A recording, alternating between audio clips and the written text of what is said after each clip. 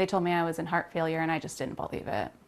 I just could not comprehend what that meant. I didn't know if heart failure meant I was dying or, I couldn't even wrap my head around it. At 7.5 months pregnant, Susan Sigenthaler was experiencing symptoms she thought were what came with being pregnant, but her gut told her differently.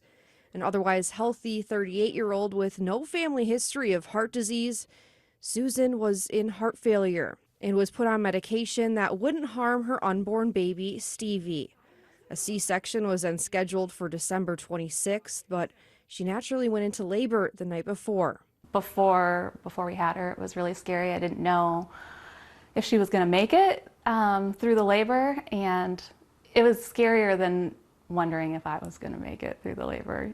Born premature, Stevie was otherwise healthy, but the next task for doctors at UW Health was not only to keep Stevie healthy in the NICU, but to save Susan's life by continuing with medication for her heart, which was then pumping at a 5 to 10% fraction rate.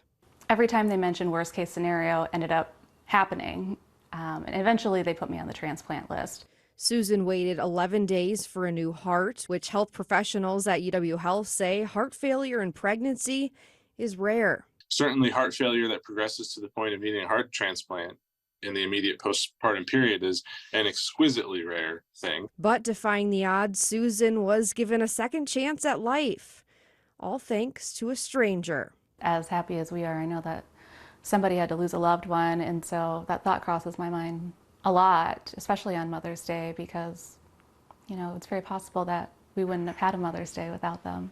Able to spend her first Mother's Day as a family of 3, happy and healthy.